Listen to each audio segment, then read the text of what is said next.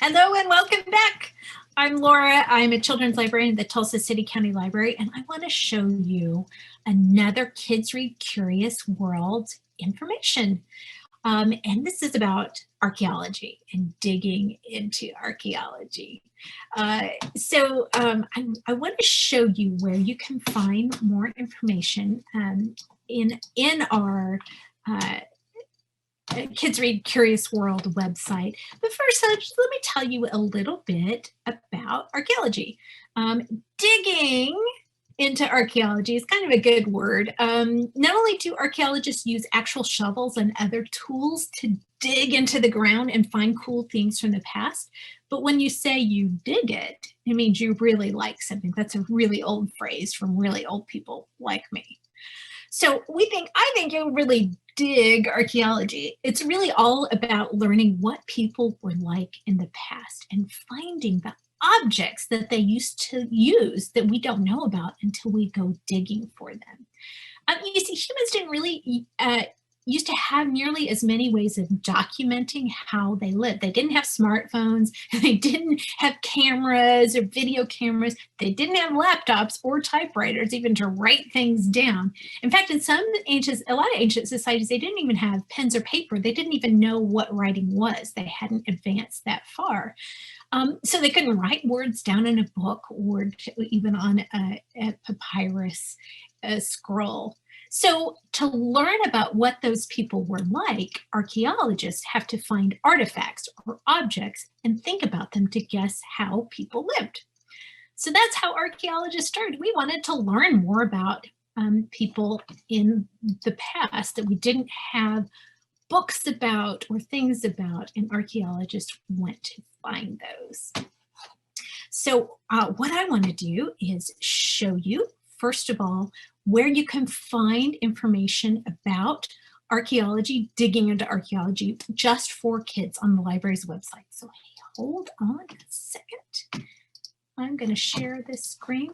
We're going to go back to the kids page on the library's website. If you go to tulsalibrary.org and you go to kids here, this is Kids Read Curious World. Now it's March and we are looking at bugs, and bugs are beautiful. And I'm really excited to share that with you. But right now, let's go to the past Kids Read Curious World adventure and look at dig into archaeology. There we go. Let's pull that up. And I'm just going to show you all kinds of fun things. So first of all, videos. You really should watch Miss Julia talk about archaeology. She's got some very funny things to say and to teach you about archaeology. You can also look at all of these different famous archaeology digs in something called a Padlet. If you go to that, it tells you, it shows on the map all of the places in the world where there's some really important archaeological digs. You can find jokes, you can find reading lists, and related, we call them rabbit trails. So if you get interested, you're like, I really want to learn more about archaeology, but also learn about other things, ancient civilizations and anthropology, gems, different things like that. We've got all kinds of stuff for you there. What I want to share with you are some archaeology articles that I have found that I think you might find really interesting too. So let me pull that up. Oops. Here we go. So here is a fascinating, let's see. This worked before. I was trying to make it the full page. Well, we are just going to have to deal. Oh, that's what we're going to do. There we are. So here's a really interesting article from Science World magazine. And do you recognize this? Indiana Jones. I think there might be a new movie coming out. Indiana Jones is a movie that came out when I was a kid, and then they kept making more. But it's about a man, an archaeologist who goes, this is in history, who went on adventures to find archaeological facts and artifacts about ancient civilizations. So this article is about, it's called Digging Up Adventure, and it asks, is archaeology as packed with adventure as the movies make it seem? And then they ask what a real life Indiana Jones says. The answer is, yeah, not so much. It's not nearly as adventurous as what it looks like in the movies, but it gives you some interesting facts about what archaeologists do. So, for example, to uncover the treasures, archaeologists need to excavate. Remember, we talked about digging. Excavate is part, you dig to excavate or bring out from the ground interesting artifacts. Before digging, they lay out a grid using stakes and strings so they can keep track of where they find various artifacts. Digging also reveals a site's strata or layers of salt and soil, not salt, soil and rock. Layers closest to the surface were more recently deposited, and the ones that are further and further down are from longer and longer ago. So that's still true. Indiana Jones in the movies, he still has to do the excavating, but it takes a lot longer. Archaeology may involve adventure, traveling to exotic locales. They do have to travel around the world and digging for treasure, but scientists in this field spend most of their time immersed in cultures they are studying and analyzing artifacts in the laboratory. They're spending all of their time looking at the objects, reading about the cultures, reading what other archaeologists have found. But it doesn't mean it's not lacking in excitement. Think about this. This is what one archaeologist said. She said, imagine picking up something deposited in the earth thousands of years ago. It's been untouched until you found it. There's a sense of discovery that when you're in the field that makes every day an adventure. So you're not going to have bad guys chasing you if you're an archaeologist. You're not going to be spending most of your time traveling in different parts of the world, but it's still fascinating. So here's another really interesting archaeology article. Remember I said we don't know about cultures that were long ago that didn't really keep records, maybe didn't have writing. Well, Vikings are one of those cultures we don't know a lot about except from what we found from archaeologists digging up artifacts. So here is an article called A Viking Discovery, and it's about Vikings and what that discovery made to help us answer some questions. So in the 1960s, archaeologists found evidence that Vikings came to Eastern Canada around the 1100s. That was a really long time ago. We're in 2021, so that's almost 1,000 years ago. But thanks to pretty sophisticated science, they found new proof they were also further west in Canada. And how did they find this out? Something called space archaeology. They used satellite images from way up in the space from cameras 400 miles above the earth to see the ancient structures and settlements of where these Vikings were. And that's how they found out. The Vikings actually were a lot further into Canada than just on the coast. That's fascinating. Here's something really interesting. We think of Vikings, if you see the pictures, they have helmets, but actually Vikings, archaeologists say they really didn't have those helmets. They actually went bareheaded or they wore cone-shaped helmets made out of leather. So those ones with horns, that's just kind of imagination on our part. Here's a great map showing where the Vikings were and the places in Canada. So that's a terrific article to read a little bit more. I'm going to look at an article called Unearthed from the Ashes. Now, the ancient city of Pompeii, have you heard of that?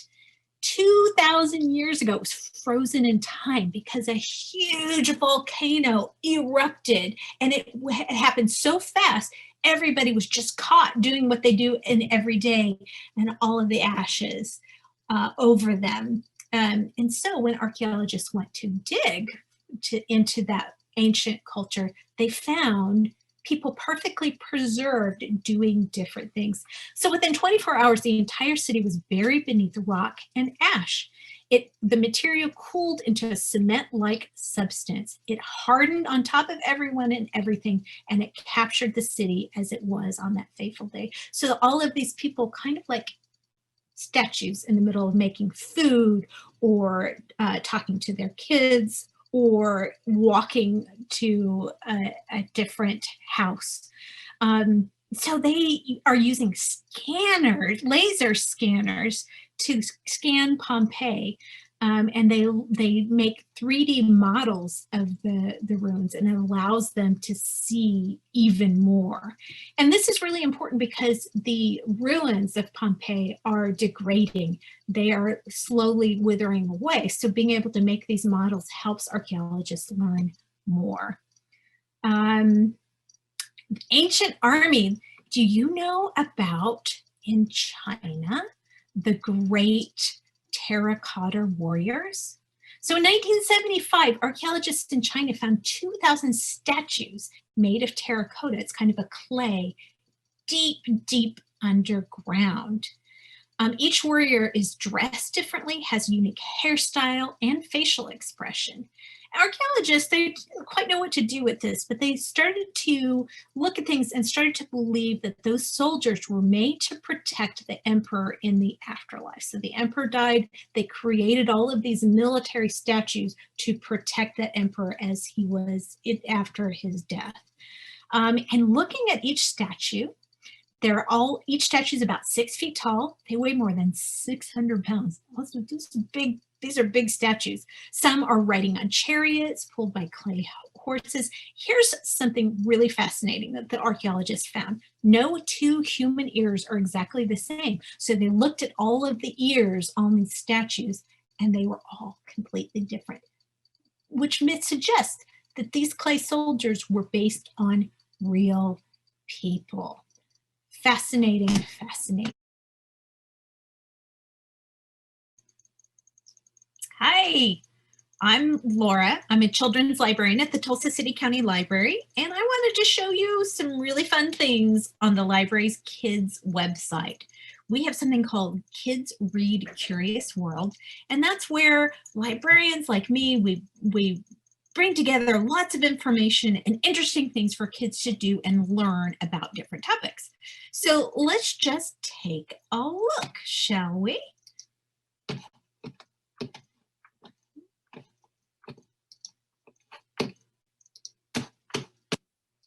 All right, there's tulsalibrary.org.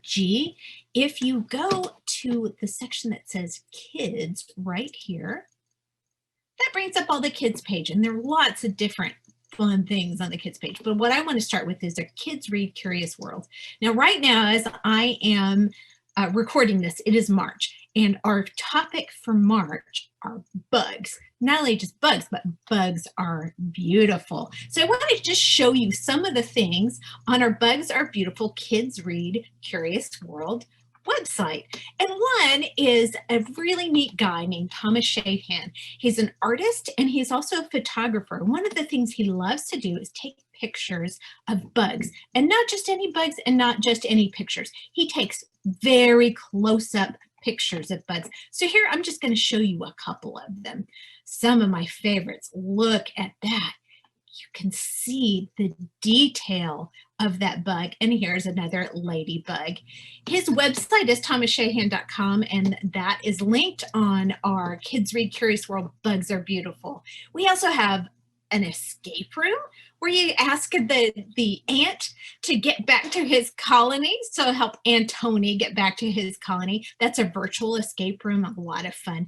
We have a lot of different lists for reading related to bugs, and we use our Kids Read reading identities. So for example, if you love to laugh, if you are a class clown and you want to read books that are hilarious and have to do with bugs, here is a great list. Let's take a look at some of the books.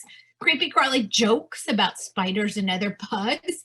Baloney and Friends by Greg Pizzoli. Oh, I love Greg Pizzoli. He is very, very funny.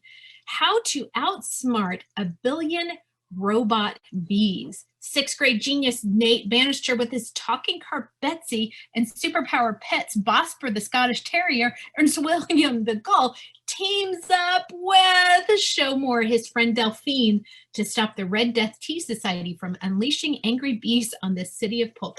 Well, there you go. I think I found my next book. So a lot of other fun things you can find on the Kids Read Curious World. Bugs Are Beautiful.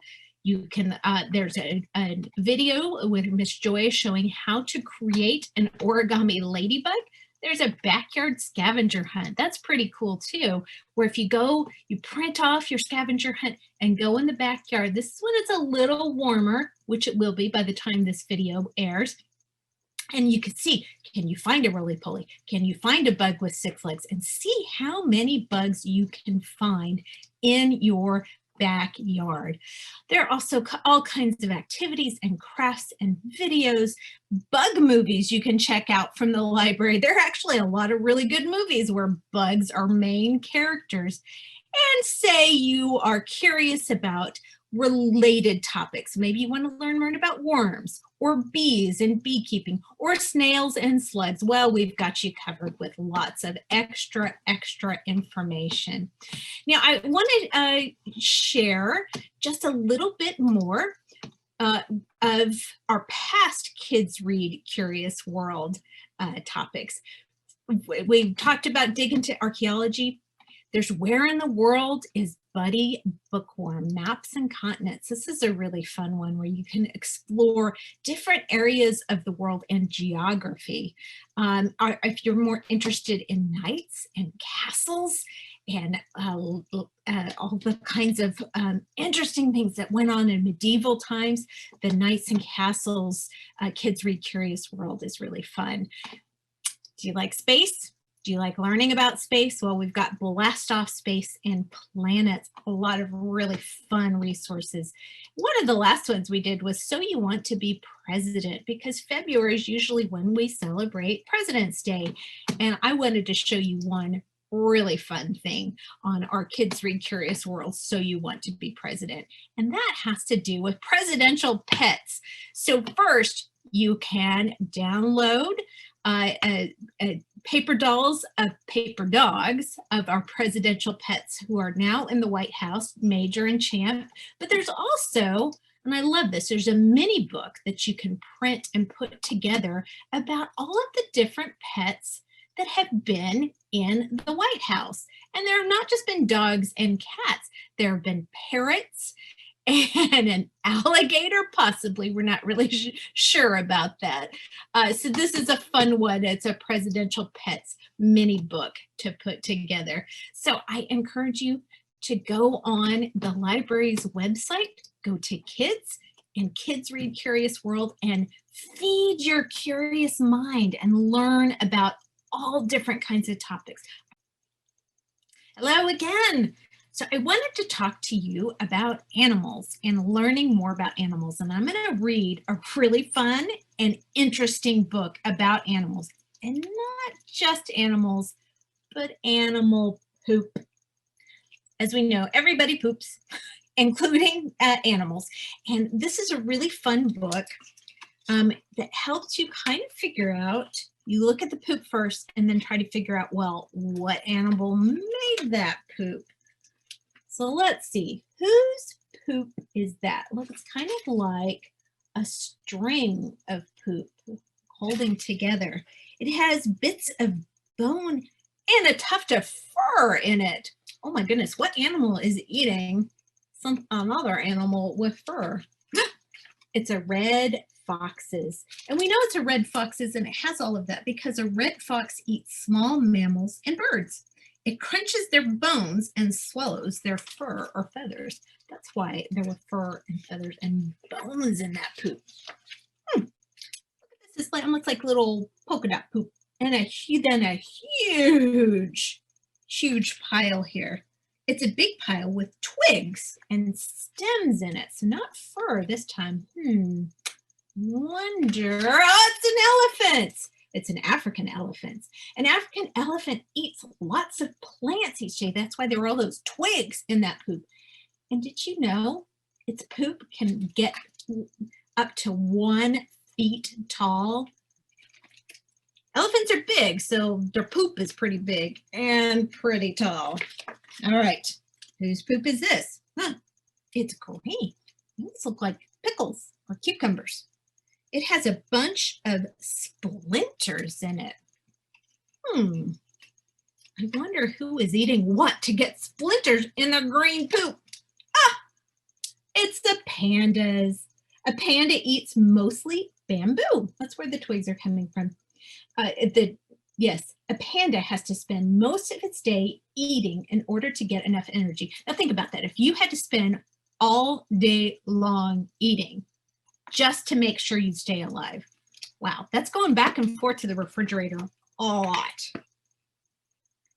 Is that a poop?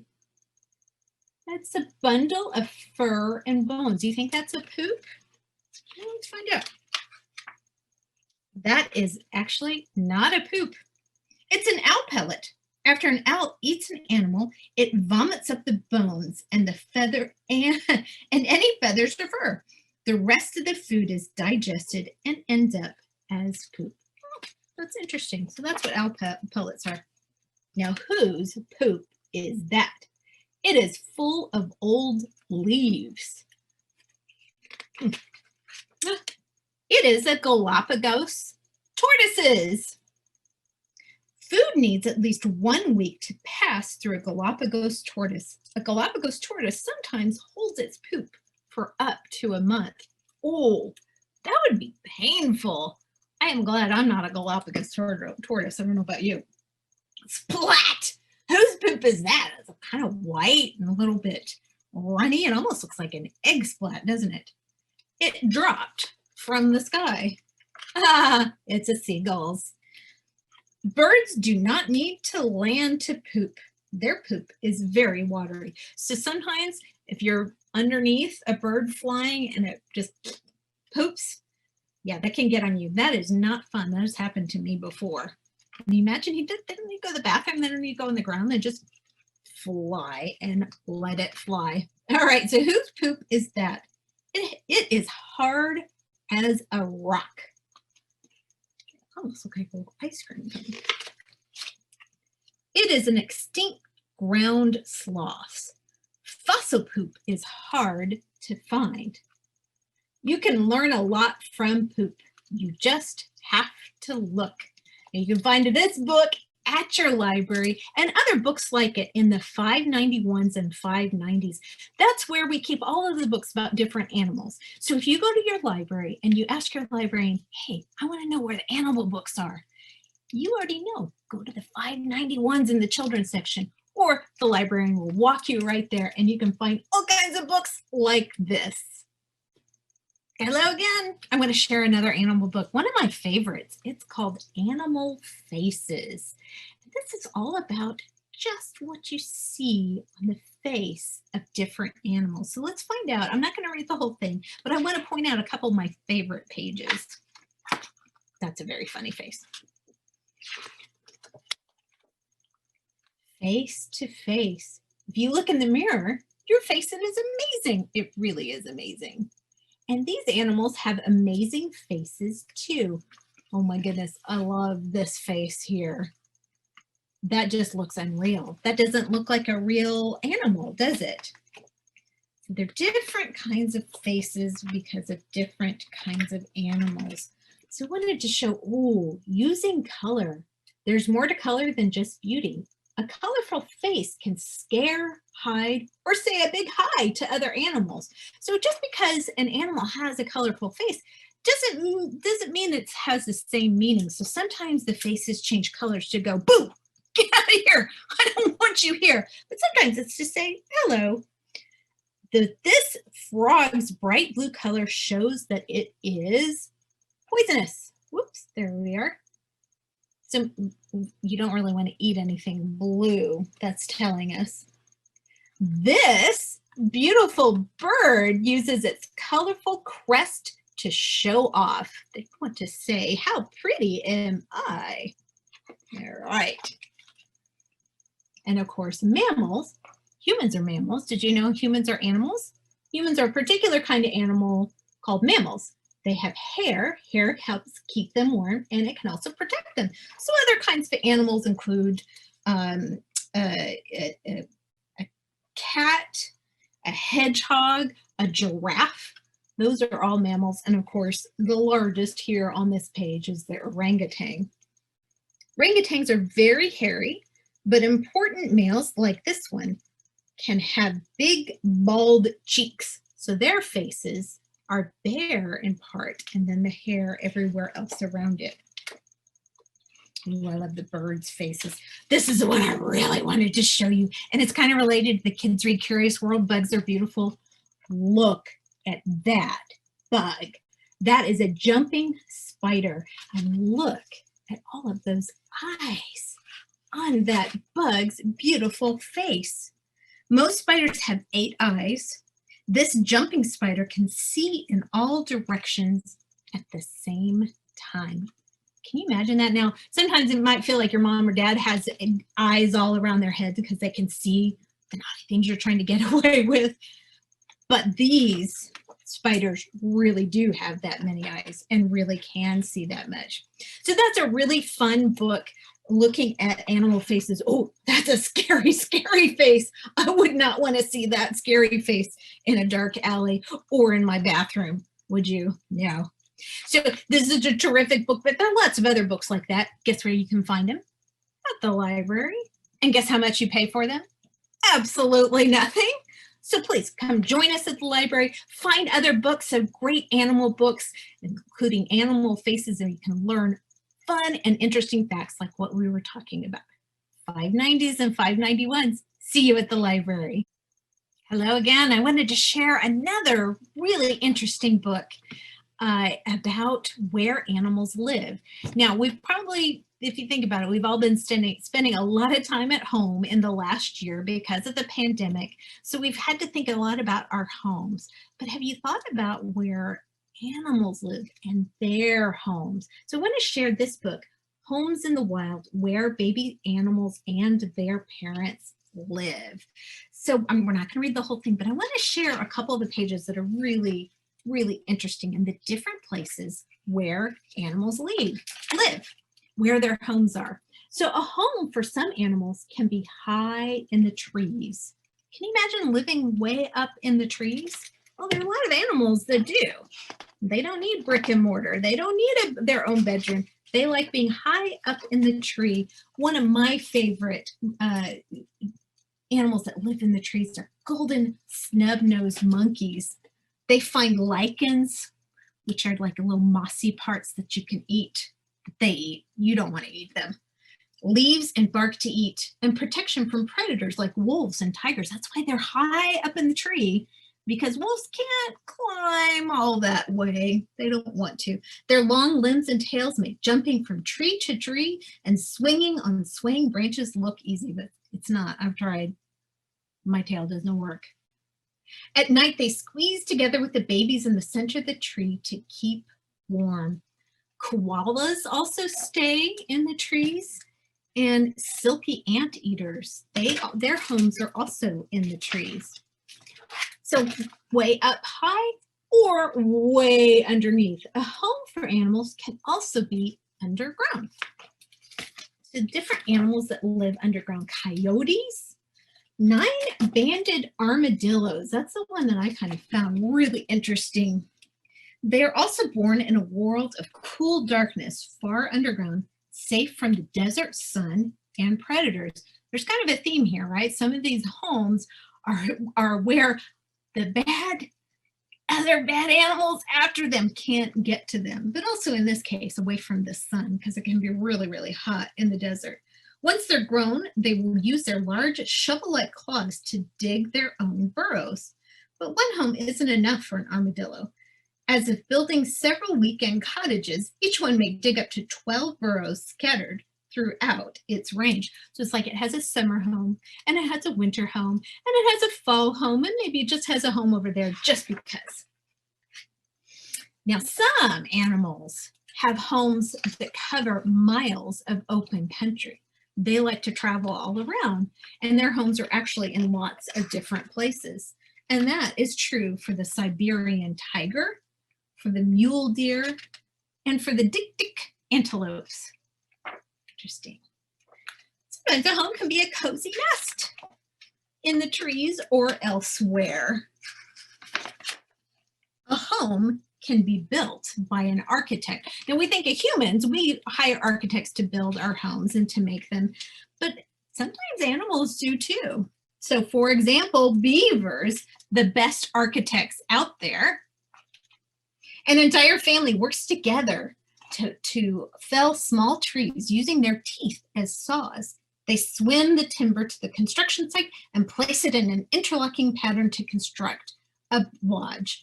Around that, they built a dam, creating a moat-like pond to keep out predators. Haha, predators again. All of these homes is to keep them safe. They dredge mud and stones from the bottom of the pond to seal the dam.